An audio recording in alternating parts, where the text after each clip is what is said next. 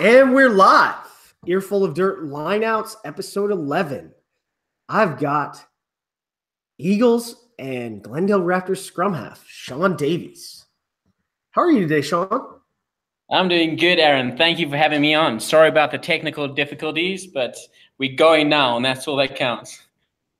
Oh, yeah. That's definitely all that counts. So you're from Durban, right? Yes, sir. Originally from Durban, South Africa. And then, so when did you begin playing rugby? I began playing rugby pretty much when I could walk. So probably when I was around like 5. My dad was actually my coach when I was young. So my dad coached me right up until I was about under 13, until I got into more school rugby. But yeah, my dad helped out with that. And then I actually played more soccer than rugby until I was about 13. So that seems to be the life of a scrum half. Yeah. Because Holden Younger, like he played soccer. Something happened and he decided to play rugby in high school, but he played, a lot of travel soccer growing up. Oh, really? Yeah. I'm sure he was better than me at soccer. But yeah, I really enjoyed it when I was younger, and then realized that I enjoyed tackling people a bit too much for soccer. So I ended up playing more rugby. That's a great way to get rid of, that communist kickball, Fair enough. I played soccer growing up. It's okay. I'm not, I'm a rugby guy at this point in life. So,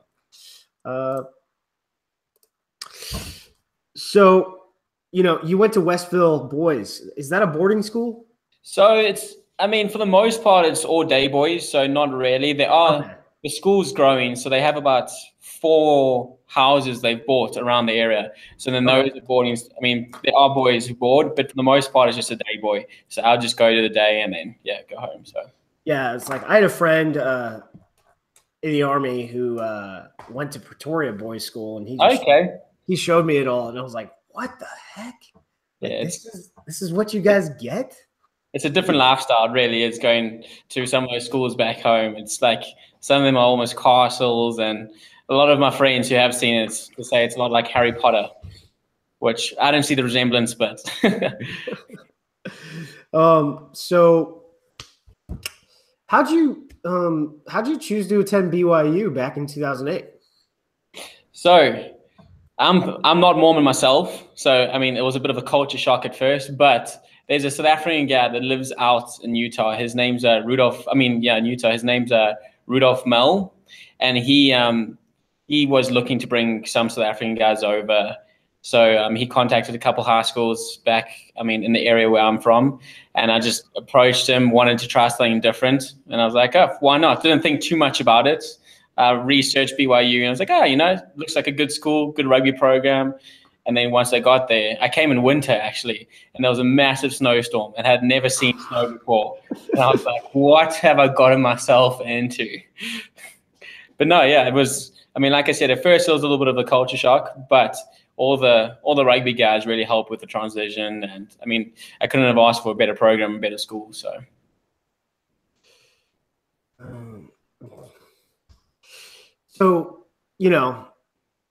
you helped lead them to titles in, 2009, 2012. What were the differences between those two championship seasons? The 2009 one for me was very special. The team we had then we were all super close. Going into the playoff run, we'd all wake up at about 5 a.m., go and do some running in the morning together, and it just helped bond us really close. And I don't know if you remember from the final. I think we had about 4 yellow cards, and that Cal Berkeley team that we beat, by no means should we have won with that many yellow cards. And it was a great experience. The captain of the team for BYU then was Steve St. Pierre, and he did a great job of just bringing all the guys together. And like I said, it was a great experience. That year was probably one of the highlights of my career, just winning that championship game. So you were a 4-time All-American, twice as a U20 and twice as a senior All-American.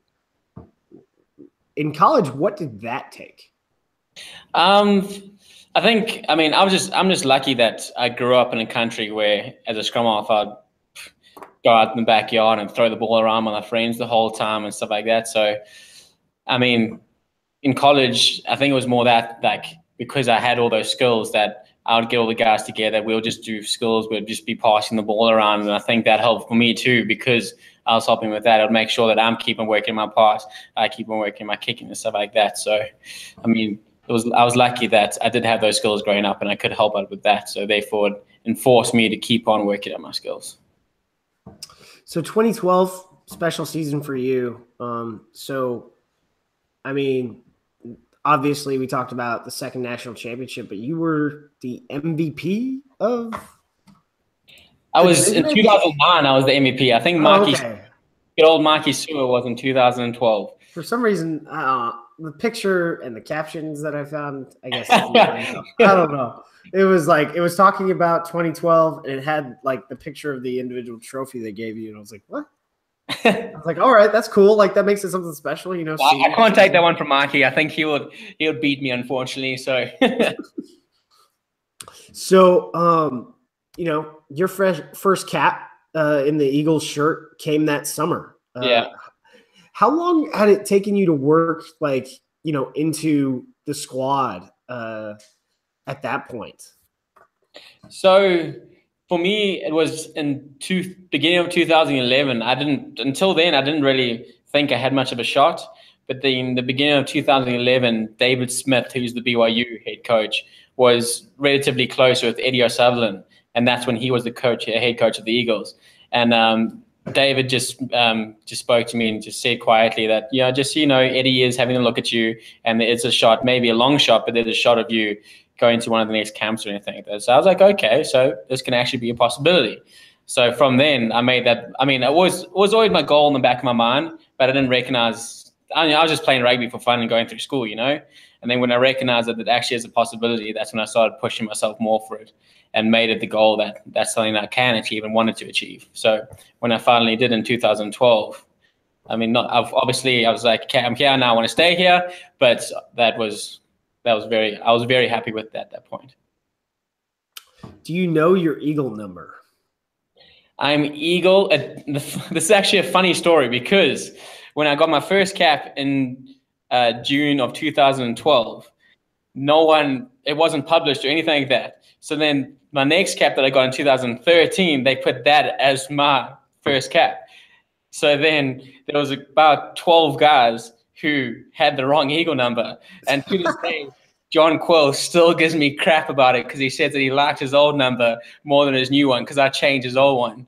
So I believe I'm Eagle number 432. So I have you. I have the list. I have you as 431. So at least you're close. I'll tell you who 432 supposedly is. Oh, I think on my jersey it says 432. So, well, the list I got. I mean, yeah. So Dre Liufau. Yeah, Dre. The list that ESPN compiles has is 432. Okay. So maybe I submit that correction. So sorry to everyone who had to change the Eagle number due to me, or due to other people, but me. So yeah, I was I was talking to Dave, and he was like, yeah, they're making it a big deal now. And when I was playing it sort of wasn't, and like it seems like intermittent at times, like depending on who you talk to that was an Eagle, like they know their number or they don't. And yeah, but it's not just us. Like, so I spoke with Alan Yarde, the coach of Austin Elite, and he didn't know his like blue number. Like, okay, it wasn't it's a thing, but you didn't know. And like, I think it depends which country. I know the All Blacks take it pretty seriously. South Africa take it pretty seriously. So it just depends from union to union what the culture is, I guess. So you've got a robo knee, right? Yeah. So yeah, the good old Grizzlies back in the day. So how do you play at the pace you've got now with that? So when I did my knee, I actually only did my MCL and PCL. So I was only out for 3-4 months, and I didn't have to have surgery, luckily. Oh, really? Wow. That looked a lot worse than it was watching the video after that one. I still cringe thinking of it today. But the thing that I think affected me more was I had to have back surgery in 2011 11, I think it was, I herniated a disc in my lower back, and it was pretty bad. And then I had tingling going down my leg and all that fun stuff. So I had to have surgery for that. And even to this day, it's still, my back tightens up the whole time. And I feel like I used to be rather quick back in the day, but I don't know what happened to that. But yeah. I never herniated a disc, but like I did something. So I have a lower back injury that is intermittent, comes back. And so I sort of know that feeling, especially, when you get sick, once you've had a lower back injury, you feel it down there. Yeah. Unfortunately, mine reminds me of it every morning I wake up. So there's that too. Yeah, especially in the good old cold of Colorado. So you played on an old NASC team called the Pacific Coast Grizzlies. Have you changed your game at all since then? Yeah, I would say I will, especially in college. How do I say this? In college, there's only about, playing for BYU at least, there's about 4 games a year that are very competitive. Okay. And then after that, there's some less competitive games, and then there's games when you win by about 100 points.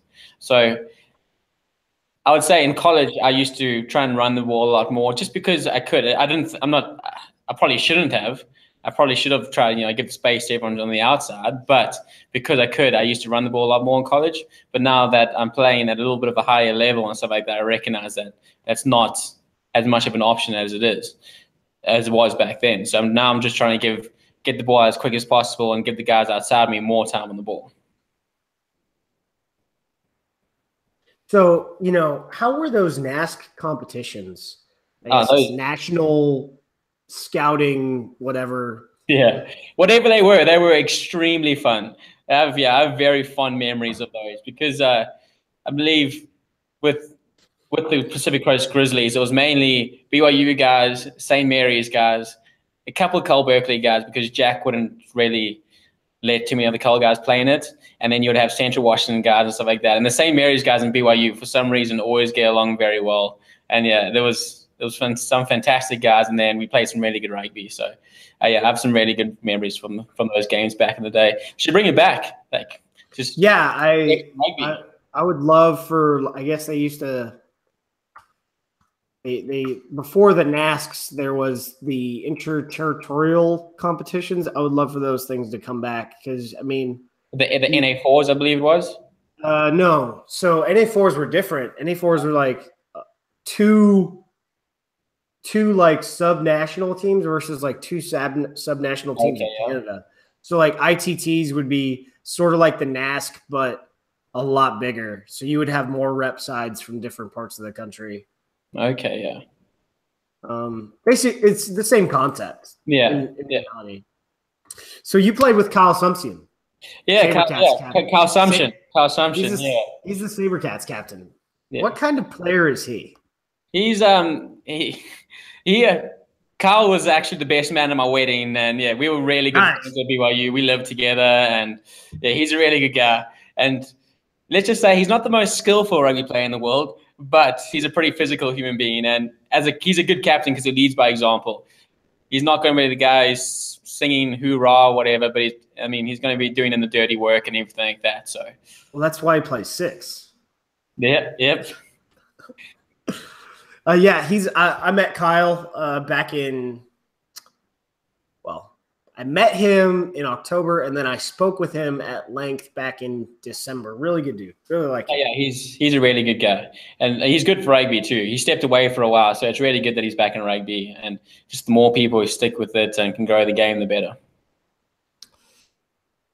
So you met your wife at BYU. How has the life of professional rugby player been for her? So she, when I was at BYU, she went to a small college up in Salt Lake called Westminster. She studied nursing. So, and she's probably listening to this, and she said that I have to make sure that I mention that she is my biggest fan. It's probably pretty close between her and my dad, but yeah, I'm lucky to have her because she's lucky she has a nursing job, so she can travel quite a bit. So, she's followed me from here, or from Salt Lake to Atlanta, to Colorado, in between Ohio for a while. So yeah, I'm very lucky to have her, and she supports me through everything. So you moved to Life University to play senior club rugby. This was after the demise of the Super League. What drew you there? So Dan Payne was the head coach at the time, and I wanted to get into coaching a little more. So he spoke to me, he said I could get my master's there. So I got a master's in exercise science, and I was helping coaching the undergrad team and playing for the men's team. So at the time, I thought it was a really good idea, go and get my foot into coaching, and it was a great idea. I really enjoyed my time at Atlanta. I got to work with Dan Payne and then Scott Lawrence. And those two have great rugby brains. So I learned a lot from both of them. And yeah, very thankful for my experience there. So like you said, you coach the undergraduate team at Life. Does Dave let you get away with coaching, the halfbacks, or does he have you fixing academy scrum halves? I help out with the academy. And the good thing with Davey is that with the Glendale team itself, we have a lot of people who have a rugby brain, or at least think they have rugby brain. So in the back line, we have myself, Will, Atta, Bryce, and then the list goes on and on and on. So sometimes we'll be doing stuff and we'll be bickering between ourselves, and then Davey puts his foot down and says, no, this is what we need to do. And it's good. Otherwise, we'll just keep on chatting about it for hours and hours. So Davey lets us put in things where we need to, and he's pretty good about putting his foot down when he needs to too. So he's pretty good about all that stuff. How did you get to Ohio to play for the Aviators? So the funny thing is that I was speaking to Steve Lewis, and I said, he asked me where I wanted to go. So I said, okay, I'll go anywhere but Ohio. Because my wife wanted to head back to the West Coast. So we were like, okay, yeah, because I was graduating at Life at the time. So I was like, yeah, I'll give rugby another go, have another shot at it. So I was like, yeah, I'll join pro rugby. I said to him, anywhere but Ohio. So ended up at Ohio, and it was a great experience for me playing with the guys we had there. We played some exciting rugby, so I'm very thankful for my experience there. And Ohio is a lot cheaper than other places to live, so I lucked out on that one. Oh yeah, yeah. Oh yeah. Didn't realize that at the time, but no, it was great. So you said you liked it, but how would you describe the whole, the experience? The beginnings of a professional system in the U.S., and then you guys end up, what is the de facto final against the Denver team? Yeah, so I think the Ohio team grew more than anyone because, we had a lot of full-time guys, and we brought the most guys in from outside. So as the season went on and we played more and more together, we just got better and better. So we had a lot of rugby brains. We had Dom Wardock, we had Jamie McIntosh. So those international guys that came in, I think we lucked out because Jamie would help a lot with the defense. Dom would help with a lot of the back stuff, and I think we just all clicked together. So I think, like I said, as the season went on and on, we just got to know each other more. And then unfortunately, we lost a few games in the beginning, so that didn't help us when it came down to the final in the end with Denver. The final that we won, but ended up losing the league. So, what drew you to Glendale over, possible other opportunities now, that Major League Rugby has started? So in 2013, actually, I came to Glendale for a season and loved it.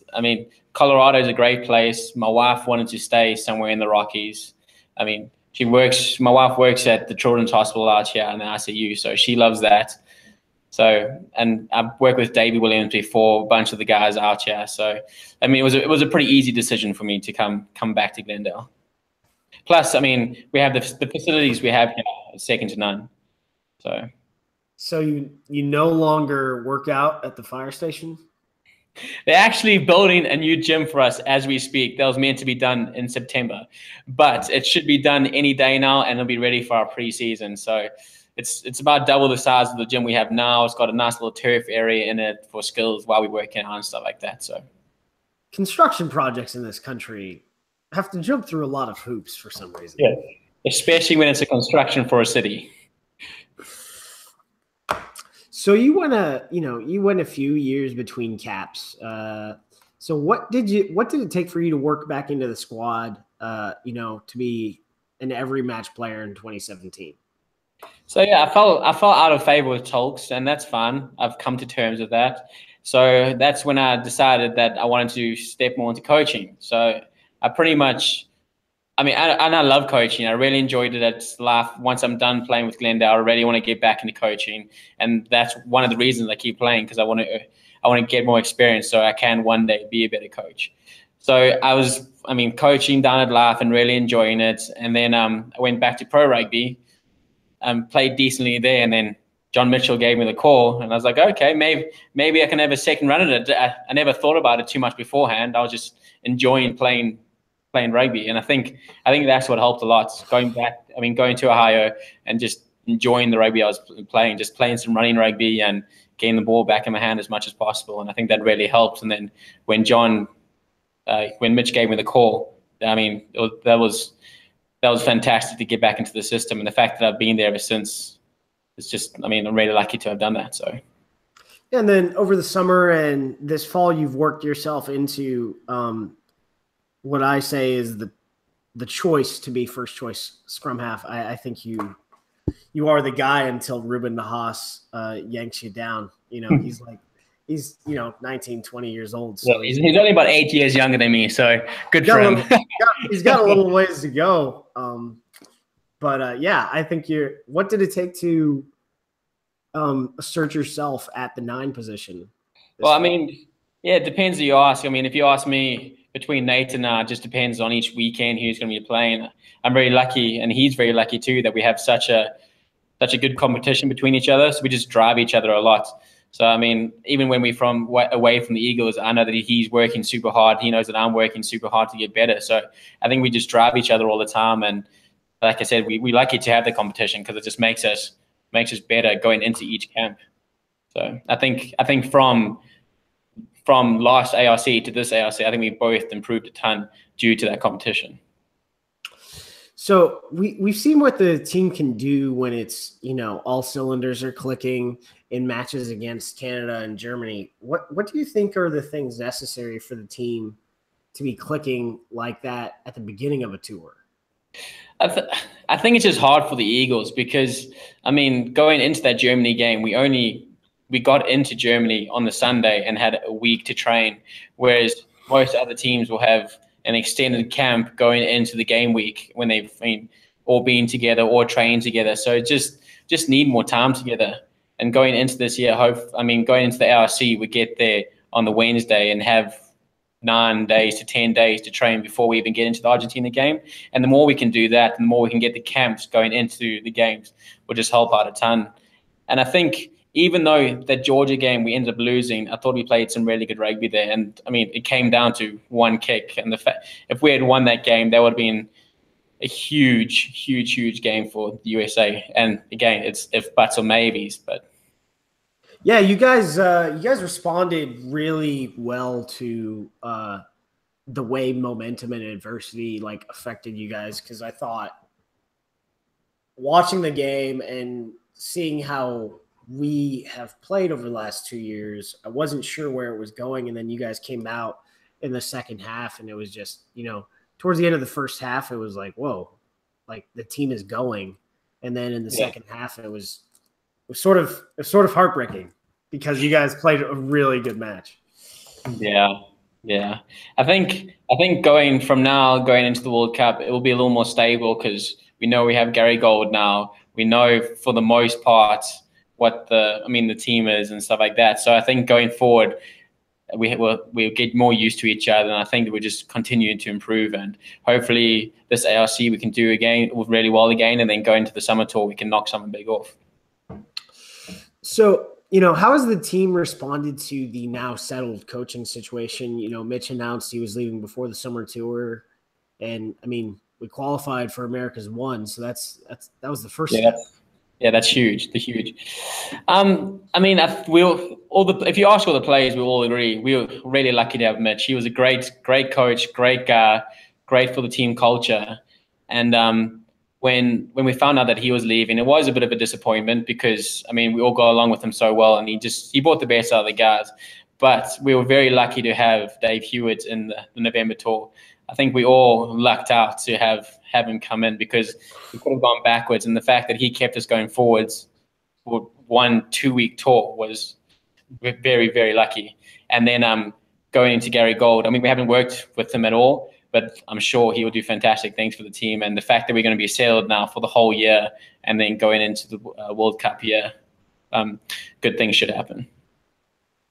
Only good things can happen, right? Mighty Joe seems to like him, so I think. Yeah. Hey, if Joe likes him, I'm sure we all like him. So the fall tour was 2 weeks, but I heard from after the match, I heard a lot of stuff and read a lot of chatter on Facebook from people who were stationed at Clay Casern and for U.S. Army Garrison Wiesbaden about your camp. What did you guys do to make it special for, the servicemen and families in Germany? The thing is, to be honest, it doesn't take much for us to impact someone's life. So, I mean, we're training on the US Army base there. So whether it's when we're in the gym, just saying hi to someone, just speaking to them for a second, or a couple of the guys one night went and spoke to some of the kids, went and introduced themselves, signed some autographs and stuff like that. And then after the game, we made sure to take a picture with all the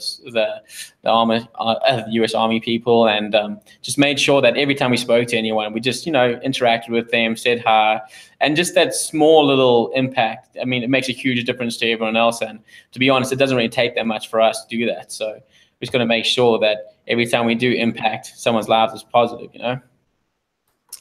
Yeah, you mentioned, Coach Hewitt kept you guys going forward. He also received a lot of praise individually for his outreach efforts, while in Germany. But what was he like on the training pitch? I think I really like a lot of the way that the Kiwi coaches work, because it's very player driven. It's not a coach standing saying we have to do this, we have to do that, and anytime something goes wrong, he's screaming at you. It's very player driven, as in letting the players drive themselves, and then he has a way of it. I mean, Mitch had the same way, but has a way of getting the players to go where he wants them to, but getting on themselves, getting to that point by themselves, because then the players end up buying into it so much more, as opposed to just someone telling you exactly what to do. So I remember, I think back when I interviewed Mark, he said that, you guys were sort of free to go if you wanted to go to a different club back when it opened up. Did you get a call from Kimball Kerr asking, because people were like, Davies went to BYU, he's probably gonna leave, and I was like, I don't know. I don't think that's going to happen. I mean, I definitely had more than one conversation with Kimball. The whole thing with the league is that in order for a CEO or coach of another team to speak to a player of, let's say Utah speaking to Glendale, then Kimball would have to speak to Mark Bullock or someone to say, hey, I'm going to speak to Shaun. Is that okay? So he went through all the proper protocols, and we spoke about it, and we just decided that for now, it's probably better for me just to stay in Glendale, because I've been moving my wife around so much. She's really enjoying her job. I'm really enjoying everything in Glendale. And I said one day, who knows, maybe I'll go back there. Maybe in a coaching capacity of who knows. But for now, I'm going to be sticking around in Glendale, and I'm really enjoying it. So, yeah, I think you guys, you've got a pretty intense team out there that you guys fielded under the Merlin shirt this fall, and good old Merlins. That's an interesting dynamics on the club side now that MLR has kicked off, because the Merlins are in like two conferences, sort of. Yeah. So that your D1 team gets high quality games all the time, so that it feeds well into the pro team. Yeah.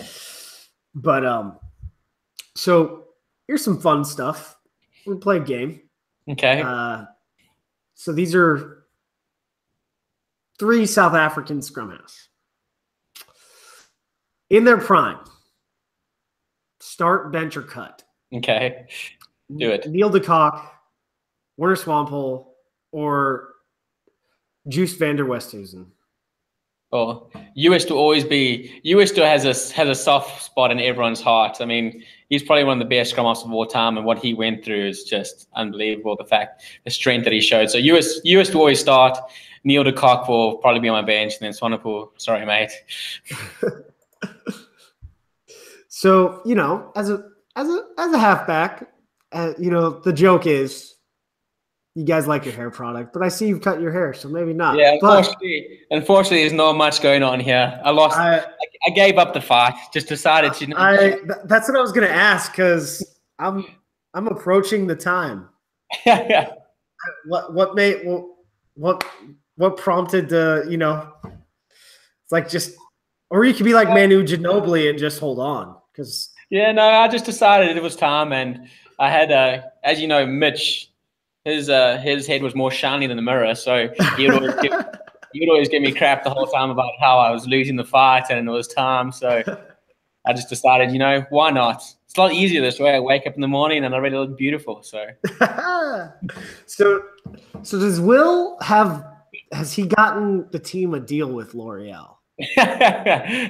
Unfortunately not, but he does have some fantastic hair, self-proclaimed. So yeah, he worked for L'Oreal for a while, and actually when I first came to Glendale, I lived with Will for a while. And if you went to the bathroom, there was about one whole dresser that was Will stuff, and you open it all up and it was all L'Oreal products. So I don't know if he stole it when he left or he just inherited it. So oh my, that's funny. Just everything. So this question was sent in from another BYU alum. Okay, that's worrisome. I think so. How do you describe your abhorrence for Utah University? So for me, I didn't really have that hatred that everyone else did for Utah, because I just appreciated when we got to play competitive rugby in college. Because like I said earlier, you play 4 or 5 games that are very competitive, and then the rest of the year you're playing games that you build bad habits, etc.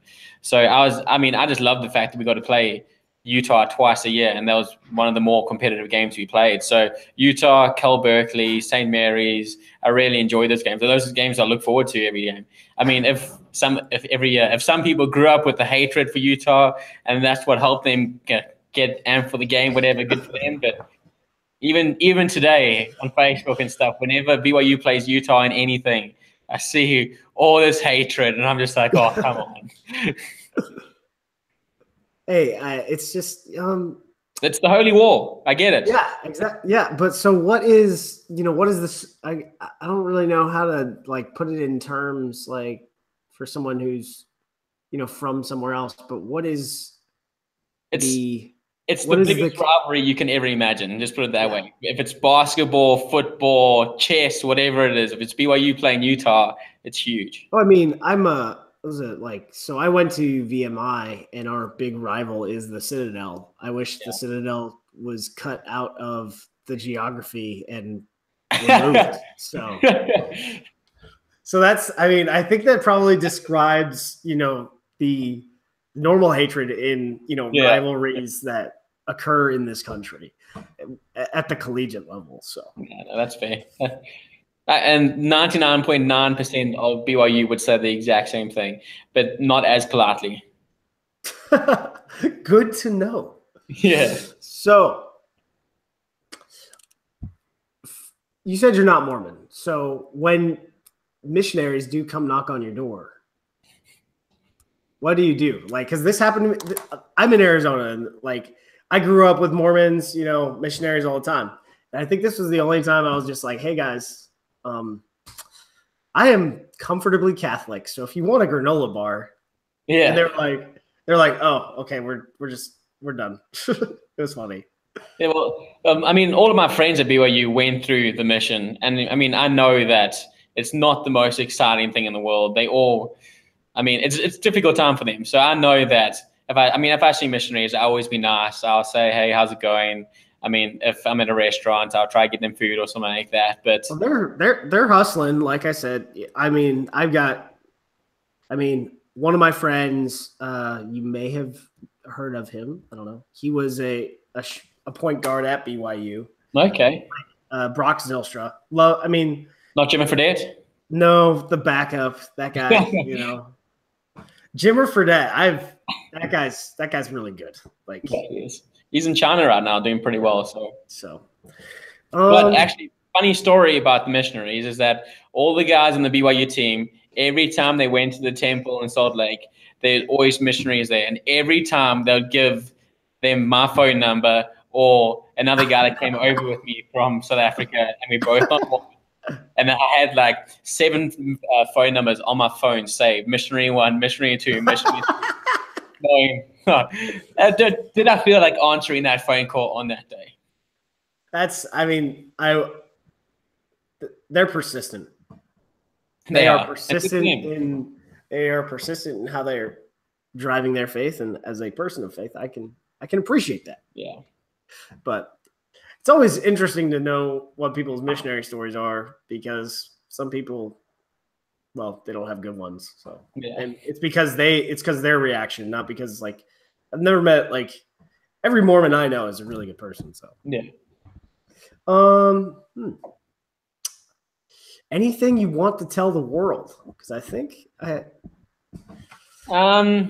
just everyone make sure you back the MLR. I feel like it's here to stay. It's how everyone's going about it is the right way. And if USA back it and everyone tries to come out to the games, that's the biggest thing. We just need butts in the seats. So as long as we do that, I think it will be a great thing for rugby in the US. So please, everyone, make sure you come out to, whether it's Houston, Glendale, I don't really care which team, just make sure you go to the games. I mean, hopefully Glendale, but yes. Well, everyone, thank you for tuning in. That about wraps it up. I am back here on the 23rd interviewing Will Magee, the fly half of the Glendale Raptors. Same time, maybe? I don't know. I think he said 10 worked for him. So good old Billy Mags. But it'll be to complete the Glendale team series. Great talking to you today, Shaun, and see you in a couple weeks. Go Eagles. Yep. Thank you very much, Aaron. Really appreciate it. Yep.